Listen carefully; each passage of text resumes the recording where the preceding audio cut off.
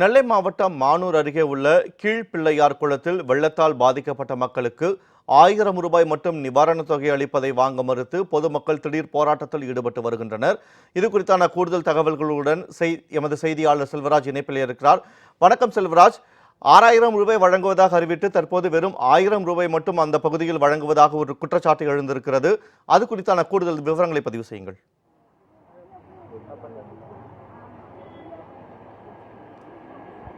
நிஷ்மா வினோத், நெல்லை மாவட்டத்தில் கடந்த 16ஆம் தேதி முதல் 18ஆம் தேதி வரை மிக கனமழை என்பது பெய்தது.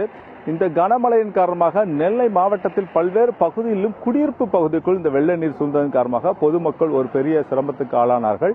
இந்த நிலையில் தமிழக அரசு என்பது சில வட்டங்கள் சார்பாக 6000 ரூபாய் என்பது அறிவிக்கப்பட்டன. இதில் மானூருக்கு உட்பட்ட பல்வேறு பகுதிகளுக்கும் முதல் கட்டமாக அந்த கிராமங்களில் உள்ள நியாய விலை கடைகள் மூலமாக 6000 ரூபாய் வழங்கப்படும் என ஒரு அறிவிப்பை அறிவித்துவிட்டு தற்போது அந்த பகுதியில் உள்ள குறிப்பாக கீழப்பிள்ளையார்குளம், பிராஞ்சேரி மற்றும் வெங்கடாச்சலபுரம் உள்ளிட்ட பல்வேறு கிராமங்களில் வெறும் 1000 ரூபாய் மட்டும்தான் தற்போது அந்த பகுதியில் வழங்கப்பட்டு வருகிறது. இதனால் அந்த பகுதியைச் சேர்ந்த கிராம மக்கள் அந்த 1000 ரூபாயை வாங்க மறுத்துள்ளார்கள். ஏனென்றால் தமிழக அரசு என்பது முதல் கட்டமாக 6000 ரூபாய் ரேஷன் கார்டுகளுக்கு வழங்கப்படும் என தெரிவித்துவிட்டு தற்போது 1000 ரூபாய் வழங்குவதை நாங்கள் முற்றிலுமாக ஏற்றுக்கொள்ள மாட்டோம் என தெரிவித்து தங்களுடைய அதை வாங்குவதை மறுத்துள்ளார்கள். இந்த நிலையில் அந்த கிராமத்தைச் சேர்ந்த பொதுமக்கள் நெல்லை மாவட்ட ஆட்சித்தலைவரை சந்தித்து மனு கொடுப்பதற்காக வந்தார்கள். ஆனால் மாவட்ட ஆட்சித்தலைவர் அவர்களை சந்திக்கவில்லை. தொடர்ந்து இந்த பகுதியில் அவர்கள் தங்களுடைய போராட்டம் என்பது ஈடுபட்டுக் கொண்டு வருகிறார்கள். ஏனென்றால் தமிழக அரசு என்பது ஏற்கனவே அறிவித்தது போலவே 6000 ரூபாய் என்பது நியாய விலை கடைகள் மூலமாக வழங்கப்பட வேண்டும் என்பது அவரோட கோரிக்கையாக உள்ளது.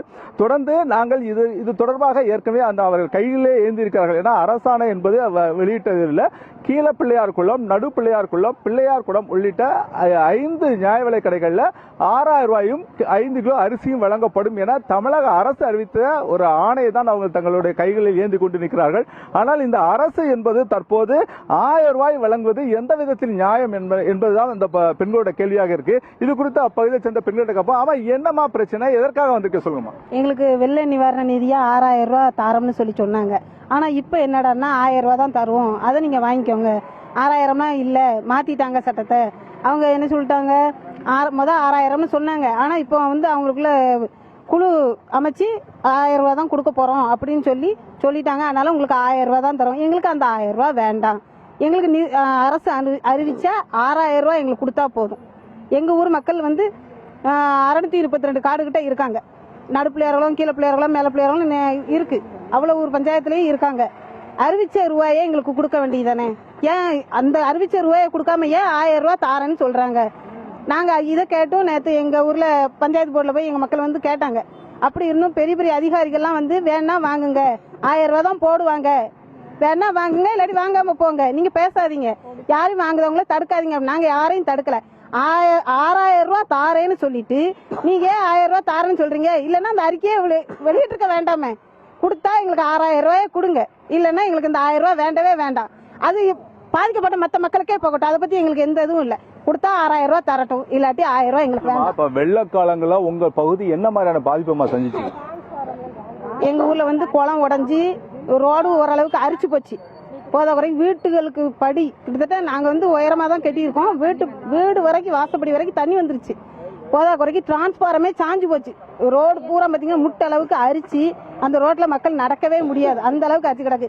இதுல நேற்று பெரிய பெரிய அதிகாரிகள்லாம் என்ன கேட்கறாங்கன்னா, என்னமா கரண்ட் அளவு தண்ணி போச்சா, கழுத்தளவு தண்ணி போச்சான்னு கேட்கறாங்க. இடிஞ்சு விழுந்துட்டா உயிர் சேதமா அப்படின்லாம் கேட்கறாங்க.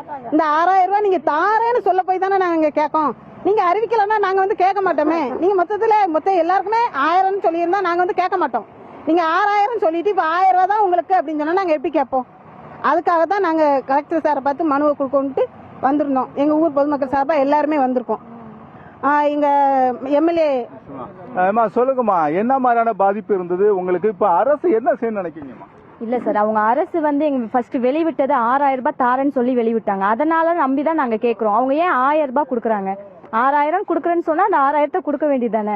நாங்க எல்லாமே பாதிப்படைஞ்சிருக்கோம் சார். யூனியன்ல இருந்து வந்தாங்க, வெள்ளம் ரொம்ப பாதிக்கப்பட்டு அந்த அணையெல்லாம் உடஞ்சி அவங்க யூனியன்ல இருந்து மண் மூட்டை எல்லாம் போட்டு பாதுகாப்பு கொடுத்தாங்க. நாங்க இல்லைன்னு சொல்லல. ஆனா எங்களுக்கு வீடு சேதம் சார்.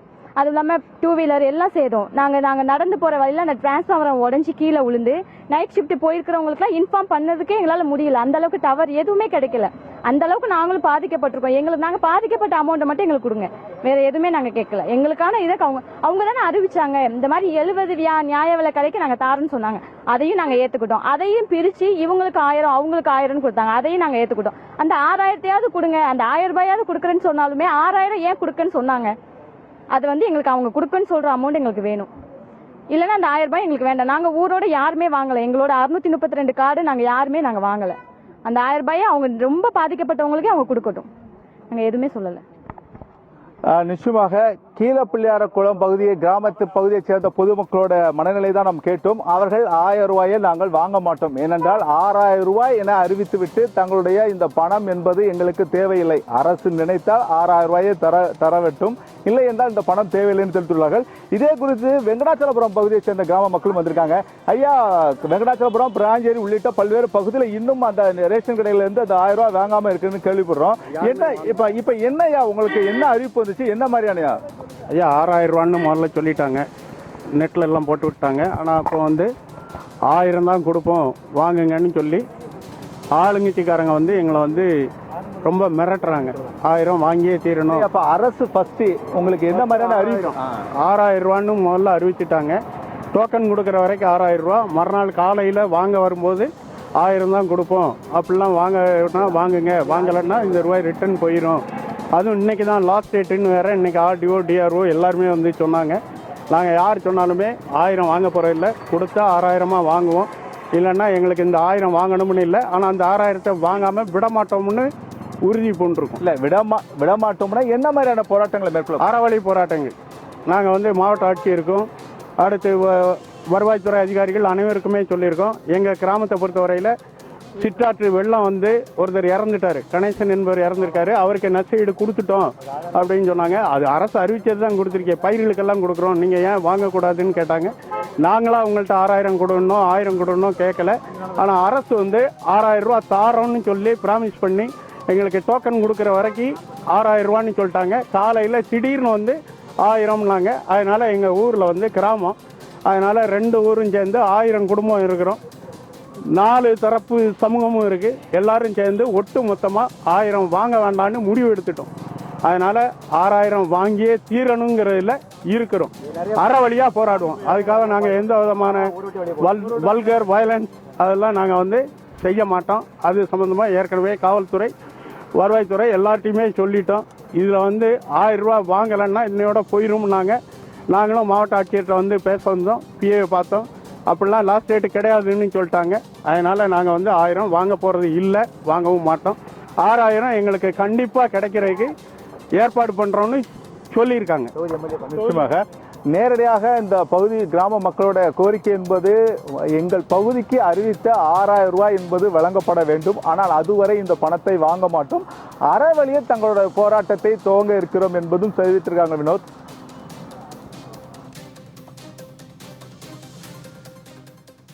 உங்களுடைய கூடுதல் தகவல்களுக்கு நன்றி செல்வராஜ்.